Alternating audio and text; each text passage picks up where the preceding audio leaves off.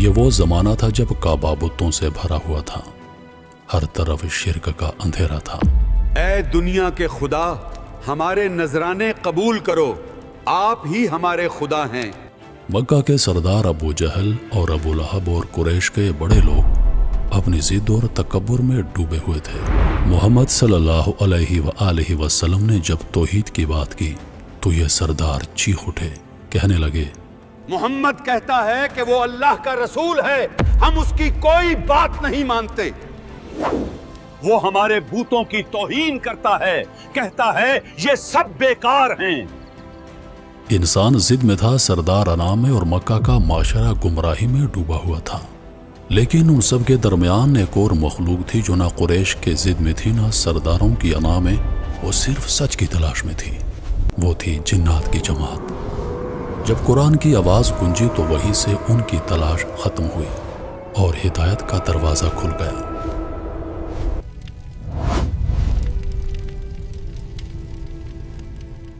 लब्बैक अल्लाहुम्मा लब्बैक। ये उस वक्त की बात है जब जमीन पर अंधेरा अपने उरूज पर था।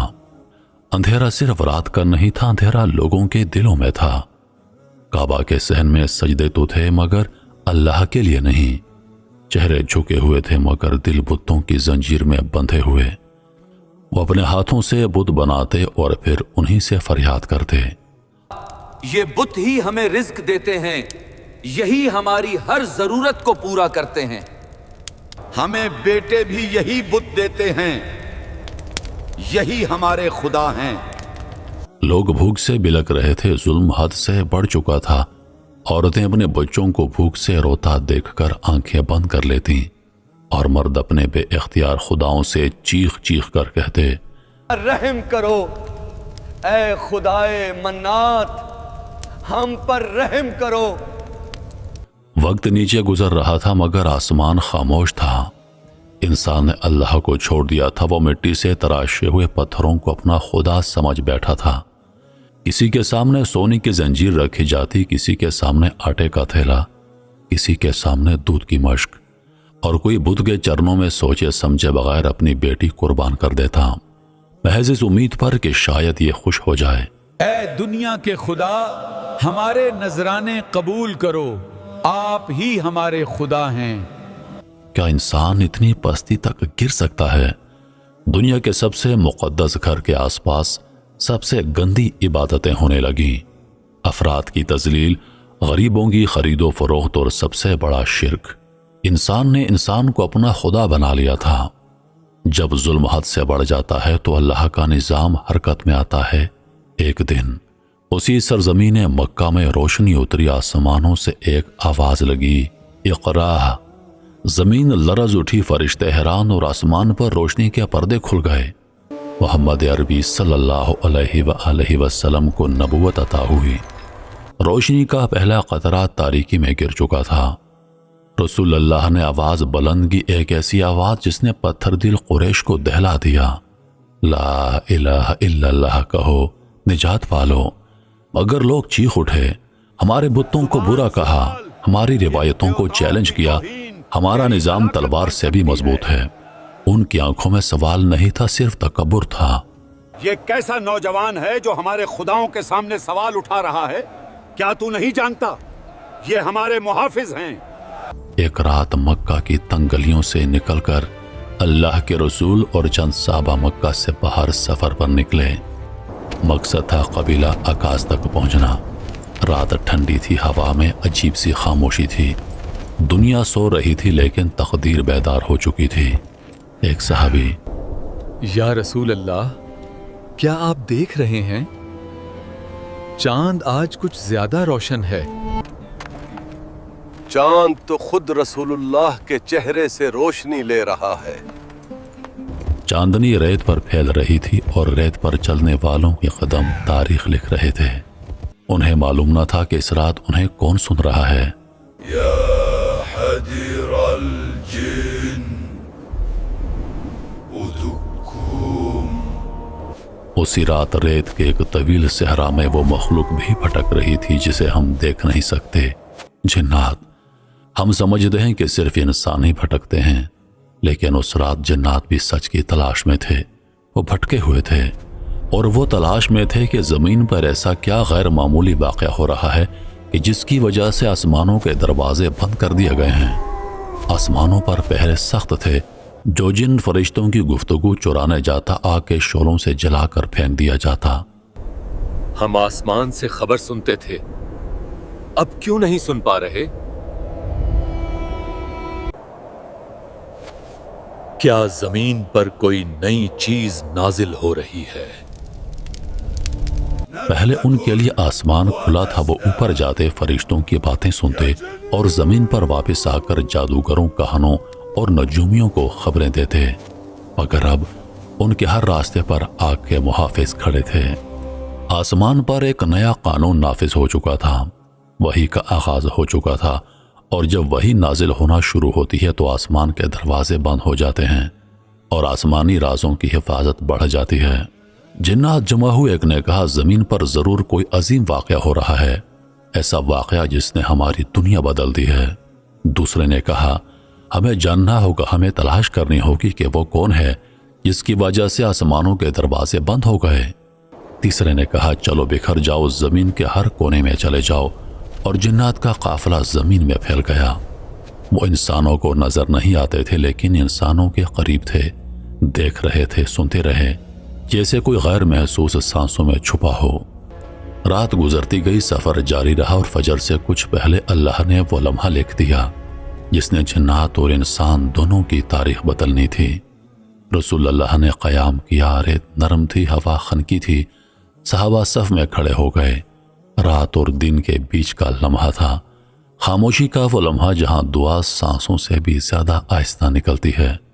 نبی علیہ السلام نے نماز شروع کی، قرآن کی آواز ریت پر نہیں روحوں پر پڑ رہی تھی، اور جنات اس آواز کی طرف کھینچے چلے آئے، بے اختیار، بلا اختیار، جیسے پیاسا پانی کی طرف دوڑتا ہے۔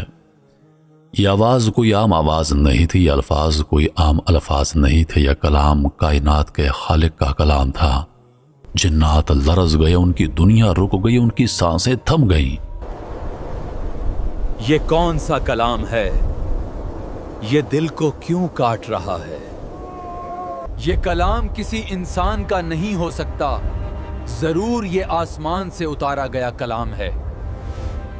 جنات کی تاریخ میں پہلی مرتبہ وہ بے بس تھے، وہ سمجھ نہیں پا رہے تھے کہ آخر وہ کون سی طاقت ہے جو انہیں روک رہی ہے، وہ کون سا راز ہے جو آسمان محفوظ کر رہا ہے، اور سب سے بڑھ کر وہ کون ہے جس کی آمد سے پہلے آسمان کی چھت پر اتنی سخت پہرہ داری لگا دی گئی ہے۔ آخر کون سا نور زمین پر اترنے والا ہے جس سے شیطان اور جنات کی دنیا لرز گئی ہے؟ یہ کیسی آواز ہے؟ یہ آسمان جیسی کیوں لگتی ہے؟ وہ قریب آئے، نیچے دیکھا، ایک انسان، ایک پاک وجود مٹی پر خالق کے سامنے سجدہ ریز تھا، اور اس کی زبان سے کلام اتر رہا تھا، وہ کلام جو پہلی بار زمین پر پڑھا جا رہا تھا، جو آسمانوں سے اترا تھا اور جس نے جنات کے دلوں کو لرزا دیا تھا۔ یہ وہ کلام نہیں جو انسان بولتے ہیں، یہ کلام آسمانوں کا لگتا ہے۔ اسی رات جنات کو جواب مل گیا کہ آسمان کیوں بند ہوا تھا، آگ کا پہرا کیوں لگایا گیا تھا، ستارے کیوں جلنے لگے تھے، کیونکہ محمد صلی اللہ علیہ وآلہ وسلم پر وحی اتر چکی تھی۔ جنات کے قدم جمی ہوئی ریت پر جیسے پتھر بن گئے تھے، ان کے وجود سے ساکت سانسیں جیسے کسی نے چھین لی ہوں۔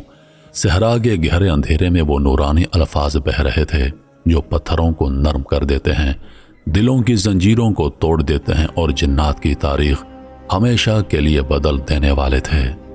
وہ جن جو ہزاروں سال تک آسمان سے راز چرا کر لاتے، پہلی بار زمین پر ایک ایسی چیز سن رہے تھے جو رازی نہیں، حقیقت تھی، نور تھی، روشنی تھی، پاکیزگی تھی، اور وہ سب کچھ جو انہوں نے کبھی محسوس ہی نہیں کیا تھا۔ یہ الفاظ ہمارے اندر کچھ توڑ رہے ہیں، جیسے سینے میں تالا کھل رہا ہو۔ قرآن کی ایک ایک آیت جنات کے دلوں میں داخل ہوتی گئی، وہ پیچھے ہٹنا چاہتے تھے مگر ان کے قدم جیسے زمین نے پکڑ لیے ہوں۔ ہم نے ایسا کلام کبھی نہیں سنا، نہ آسمان پر اور نہ زمین پر۔ یہ آواز نہیں، یہ روشنی ہے۔ آخرکار وہ لمحہ آیا جب قرآن کی تلاوت ختم ہوئی اور خاموشی نے پوری وادی کو ڈھانپ لیا۔ خاموشی لیکن ایسی جس میں سکون تھا اور ہلچل بھی، نور تھا اور لرزش بھی۔ جنات اب سمجھ چکے تھے کہ ان کے سوال کا جواب مل چکا ہے۔ آسمان اس لیے بند تھا کیونکہ محمد صلی اللہ علیہ وآلہ وسلم زمین پر آ چکے تھے۔ چلو جلدی لوٹ چلو، ہمیں اپنی قوم کو بتانا ہے کہ زمین پر کیا اتر چکا ہے۔ وہ فوراً اپنی پوری قوم کی طرف روانہ ہوئے۔ ریت پر تیز رفتار دوڑ، ہواؤں کی سرسراہٹ اور قدموں کے گرد کے بگولے، ان کے دلوں میں وہی جملہ دھڑک رہا تھا، ہم نے ایک عجیب قرآن سنا ہے۔ تم لوگ آسمان کے دروازے بند ہونے کا سبب جاننا چاہتے تھے، ہم کو پتہ چل گیا۔ عرب کے قریش قبیلے میں رسول آ چکے ہیں، ان کا نام محمد ہے، وہ سچے رسول ہیں۔ وہ جن جو کبھی تکبر کی پہاڑیوں پر کھڑے تھے، آج قرآن کے سامنے جھک چکے تھے۔ جن کی زندگی کا مرکز صرف طاقت تھی، آج ان کے وجود کی بنیاد بدل چکی تھی۔ یہ قرآن صرف انسانوں کے لیے نہیں، جنات کے لیے بھی اترا تھا۔ جب نبی کریم صلی اللہ علیہ وآلہ وسلم نے تلاوت مکمل فرمائی تو جنات ایک دوسرے سے کہنے لگے، خاموش رہو، غور سے سنو، یہ وہ کلام ہے جو ہم نے کبھی سنا نہ تھا۔ آپ صلی اللہ علیہ وآلہ وسلم کی تلاوت ختم ہو چکی تھی۔ جنات آپ کے قریب آ کر عرض گزار ہوئے، اے محمد، ہم نے عجیب قرآن سنا ہے جو دل میں اترتا ہے، ہم اس پر ایمان لاتے ہیں۔ ہم گواہی دیتے ہیں کہ آپ اللہ کے سچے رسول ہیں۔ نبی کریم صلی اللہ علیہ وآلہ وسلم نے ارشاد فرمایا، تم اپنے قوم کے پاس واپس جاؤ اور ان کو خبردار کرو، انہیں دعوت دو کہ وہ بھی اسی اللہ پر ایمان لائیں جو تمہارے اور میرے رب ہیں۔ پھر وہ جنات وادی نخلا سے رخصت ہو گئے اور اپنی قوم میں جا کر قرآن کی دعوت دینے لگے۔ محترم ناظرین، آج دنیا میں جتنے بھی مسلمان جنات ہیں وہ اسی واقعے کی بدولت مسلمان ہوئے تھے۔